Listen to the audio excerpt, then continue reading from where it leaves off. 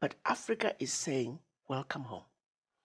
That alone is healing in a very profound way.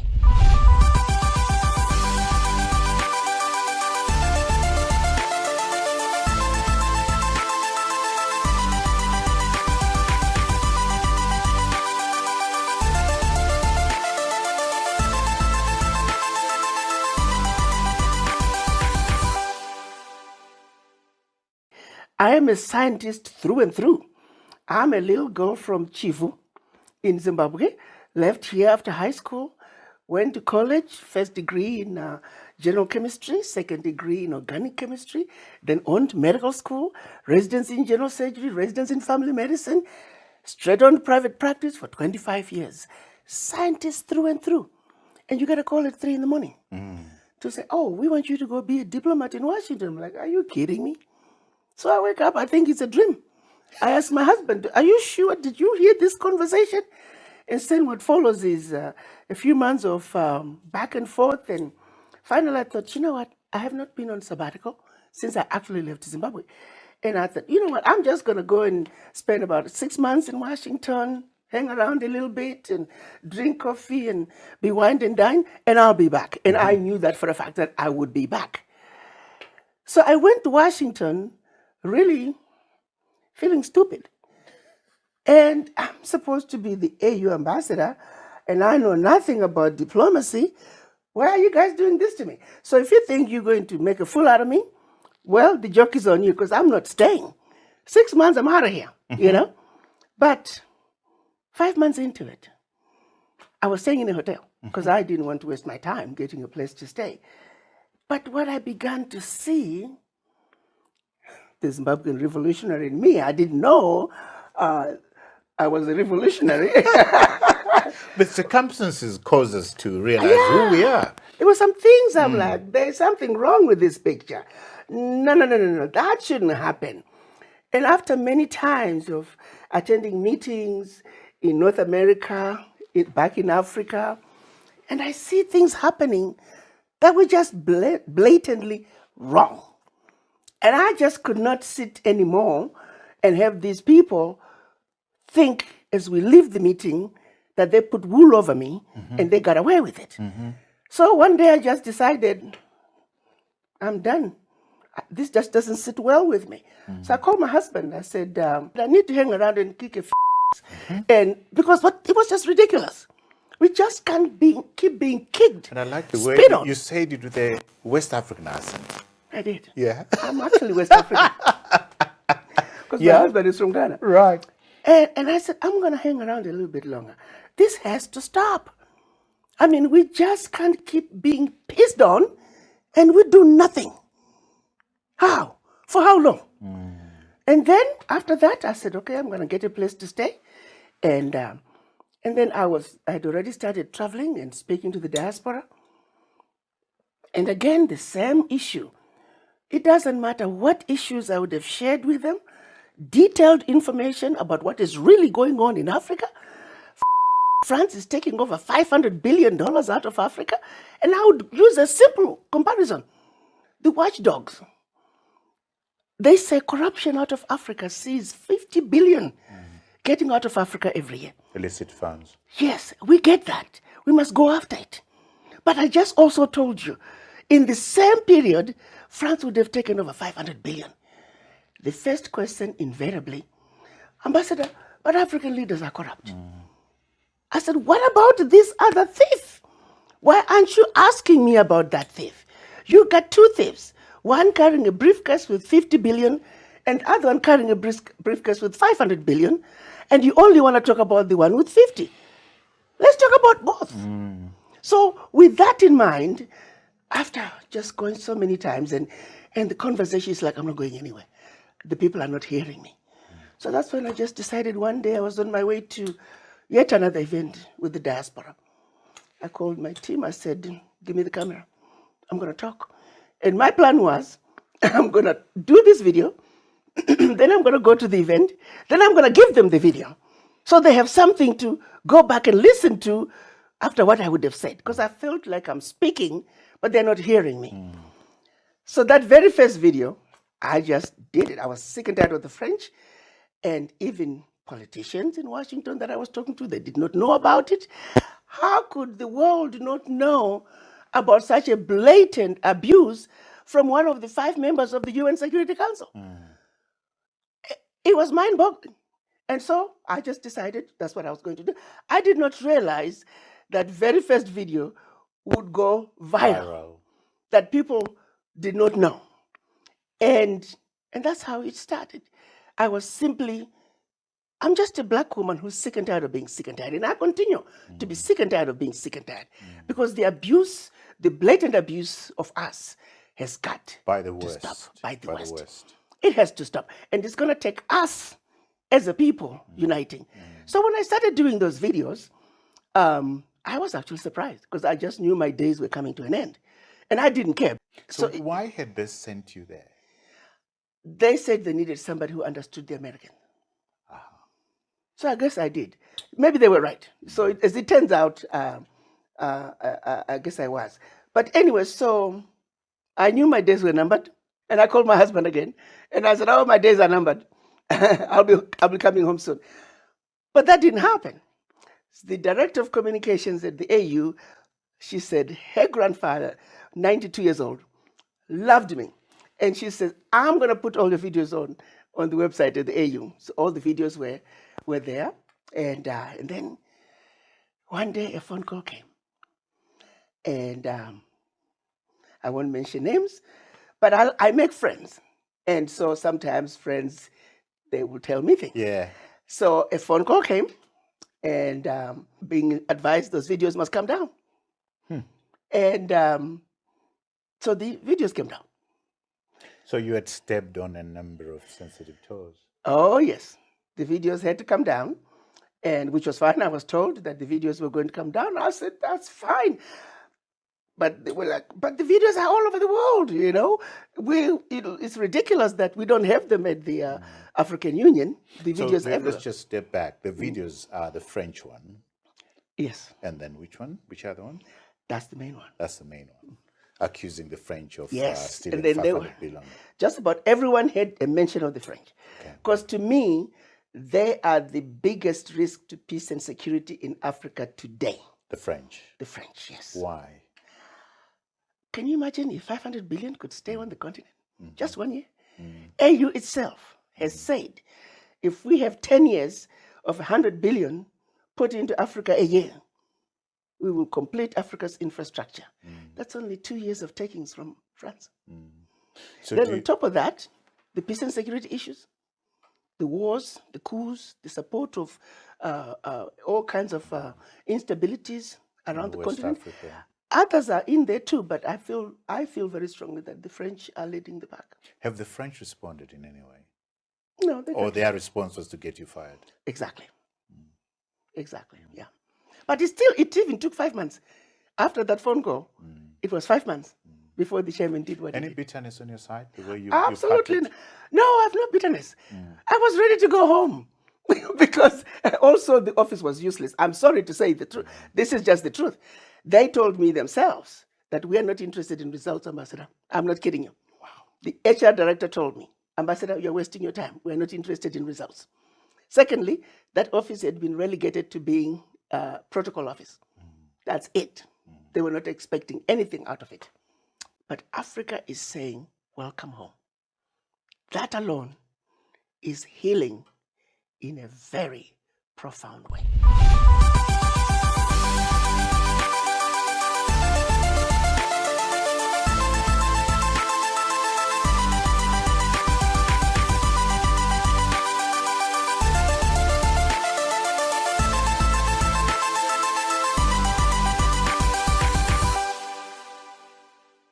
How do we get to a place where we find a solution?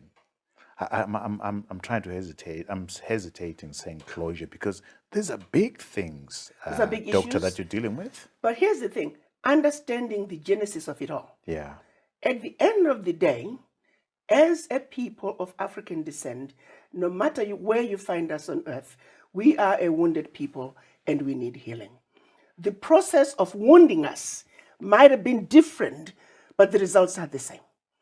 when you look at the effects of colonization on the continent, the effects of slavery in the Americas, the bottom line is we are wounded. The process, the masterminding that went behind the brainwashing of the black person is universal. You take, for example, the fear of the white person by us.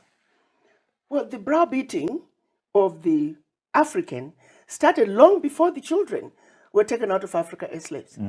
So by the time the children were taken out of Africa as slaves, they were already brainwashed. They were already programmed to believe that Jesus Christ is white, that the angels are white, and that white people, even though they are not white like this cup over here, never mind that we are pinkish, but we are white like the angels, and you're black like the devil. We took it without question. To this very day, we take it without question. So that process, whoever came up with this mastermind, these missionaries being sent to Africa, teach them how to read, but not how to reason. It was a systematic process of demoralizing us and making us accept fifth-class citizenship position. It was applied equally. And absolutely. It's still going on. To this day. So the two-legged monster, the associated to one slavery and then the other on colonialism, the 500 billion that's going on, hence the Black Lives Matter, hence all those things that are taking place. Those two issues are still going on. And like we said off air, Dr. Aricana, these are big things. Yeah. You sound like a lone voice. That's okay. There are many others coming up. Did you see that video about this young Kenyan girl? There was some French Africa Youth Summit. Macron, what you doing? Yeah. Trying to create, I guess, more informants out of Africa. I hope the young people who were watching that learned something. We cannot be used anymore. But anyway, this young girl from Kenya, she said, Mr. President, I'm going to talk to you the way my presidents will not talk to you. And this girl went off and really gave it to Macron. Furthermore, the breakdown in understanding what France fully stands for is fueled by the continued collaborations that France has with agencies, leaders, and individuals who have glaring integrity issues, whilst on the other hand, claiming to be standing for human rights.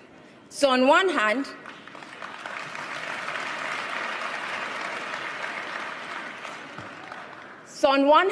we have France that is entrenched in issues around racism, around exploitative dominance, and whilst on the other hand, they're still claiming to teach others about democracy. We need more young people like that. So they're coming. It's the young man in Mali who shot down a French drone with a catapult. So they're coming. The voices are there. They're not as many, but they're coming. Why, to your point about the Kenyan girl speaking to Macron, why are our presidents not standing up to speak about the things that are wounding us? Talk to me about that. To be very honest with you, I don't envy any of the African heads of state. They're fighting with both hands, not only tied, but they're tied in their backs. At least if their hands were tied in their front, they could hit with their hands. Their hands are tied behind their backs. Let me start with the 14 countries that are former French colonies. Let me just give you a synopsis of the Pact for the Continuation of Colonization. At independence, they had to give up 85% of their bank reserves, turn them over to the French Treasury. Now that has come down to about 60%. And if they wanted some of that money, they had to submit a financial statement. And if approved, you could only access 20% of what you deposited the year before as a loan at commercial interest rate. France would take your deposits of the 14 countries, invest them in the French Treasury under their name. You don't have to know what the returns are. Your language of instruction is French. Your minerals discovered, yet to be discovered, France has first right of refusal. Your military, it has to be trained by France. You can acquire all your military equipment from France. Do you think they're going to give you the best? France You've left out one important one, assimilation. Cultural assimilation. Yes. And then French military is going to be present in your countries and may invade you without notice if they feel their interests are being violated. What are those interests? A president saying, well, we need our money. We cannot continue to turn over our bank reserves. That's a violation. You could be invaded. And they did. Men were killed. There were coups. They were exiled. So now you take a leader who has given up his finances, he has given up his military, he has given up his natural resources, he is left with 15% of his bank reserves. Now you say to him, why can't you feed your people? Let's be real here. Let's be real. But why is that leader allowing that to happen? He's got the people to support him, to revolt against this. He doesn't. Can't. Look at what we have right now in Africa. These people are forever supporting opposition. So even if opposition they are supporting today wins, tomorrow they no longer support them. Whoever is opposition, that's who they support. Serious money is going to support opposition. Serious money is going on to support all these quote-unquote terrorists. We don't have a single gun manufacturing plant in Africa. Where are the guns? Follow the guns. If you follow the guns, you know where the money is coming from. You know who the real enemy is. If you look at a situation, I was listening to President of Barbados. She hit the nail in the head when she was talking about the funds for terrorism and money laundering. She said when they were looking for money laundering from Russia, they didn't come to Africa. They didn't go to the Caribbean. They knew exactly where to go. Are you with me? I'm with so you. let's stop playing games here. They know what they're doing. Yeah, they know what they're doing, and I hear you. But I want to see whether there is any accountability on us. Absolutely. We are accountable. Here's how I summarize it very simply. You are the bully, and you're taking 80% of my lunch every day. And then because you're the bully and you got the money, now all you want me to do is highlight how I'm failing to make it with the 20%. But you don't want me to talk about the 80% that you're taking from me. So now we are foolish enough to be allowed our own people to be used to highlight the failures within the 20%. Yes, we could do something with that 20%. But golly, if that pie was bigger, if this would stop taking my 80%, pardon my language, but it is the truth. You know, I'm saying let's come together, deal with this. And I'm sorry, but I'm going to say it because it needs to be said.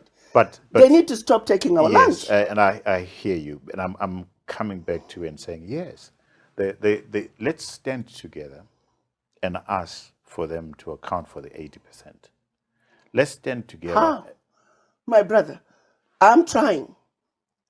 You have 6 people in your family. 3 are getting brown envelopes to say what they want them to say. There are so many brown envelopes running around Africa. So the question then becomes, how do we train the African not to be used as an instrument of your own self-destruction? That's where we need to go back to. I'm going to throw the question back Just at you. mind. How do we do it? Speak the truth. Let's teach our children our history. Our people do not know our history. We need to arouse the spirit of Pan-Africanism in each and every one of us. And let our children know when you are being used. So, for example, you get these young people, they are being invited to go to Europe by all these different NGOs. No, they are recruiting you. Take the money, but don't be abused. What about our African heads of state? Again, like I said. Who allow me to finish. They fly to China, all of them, to meet one man.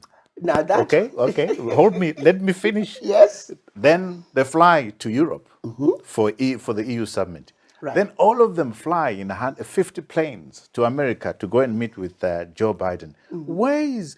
Fine, you've said the people brainwashed. Yes, but what about our presidents? Shouldn't it start there? Well, you're quite right. Have they been given brown envelopes? I don't know. I can't speak to that. But what I can say is there are areas we could do better. For example, you look at the United Nations. The largest voting bloc at the UN is the African bloc. We don't have a seat at the table. If they could all just come together and say, we are not coming, this institution is not for us, see how quickly things will change. But again, if it's not a brown envelope, it's all other things that can, if you do this, we will stop this. If you don't vote with us on this, these are the consequences. So there are always other things that are being threatened with, that if you don't do it, this is what's going to happen to your country. I can tell you with what I know right now, the majority of the African heads of states, they truly want what's best for their people. We have a few that could do better, but the majority really want what's best for their people. I was very proud of a lot of the heads of states this year at the UNGA. All of them came strongly in support of sanctions against Zimbabwe. And a lot of them were very Pan-African. So it's coming, but there's that fear of instability within their country. So as much as a leader might want to behave a certain way, but there are consequences that they have to look at and say, is it really worth it? What's going to happen to my people? So you end up, I'm going to share with you, it was one particular country. I won't mention the country. I got a phone call. There was a tender. Can we play guess the country? You can if you want. But there was a tender. I can tell you it was a French-speaking country. There was a tender that was coming out. And it was a company out of another African country, English-speaking, that was going to that did the best bid. And 50% what the French company was bidding for. So when it was obvious that the bid was going to go to this other African company, they were forced to give the bid to the French company. How I got involved, because now there was some smart person in that country who was saying, if somebody could leak this information to the media, then we can have, because they were going to save the country 50%. We're talking billions of the contract. And so I just heard about it, but before I knew it, they managed to get it on BBC. So it was on BBC. It had to go on BBC before they would come back and say, hey, now the people know. We really can't do this, And that's how this other company got the bid. You see the games they have to play. But within the country, no one could come out and speak about it because there would be serious consequences. We must be very clear about one thing in Africa. The hidden hand is real, the hidden hand is strong, and the hidden hand is very powerful. That is where we need to begin. Everything else that follows is a consequence of. We must understand the enemy, that big, powerful, strong, hidden hand. Let's deal with it. But for us to deal with it, we must understand it. And our people must understand it. So yes, we must hold our heads of states accountable. But again, back to the two men with briefcases, 50 billion and 500 billion. Yeah, we need an army for the smaller army for the 50 billion, a 10 times bigger army for 500 billion. It's the game of war. We must strategize. But Africa is saying, welcome home. That alone is healing in a very profound way.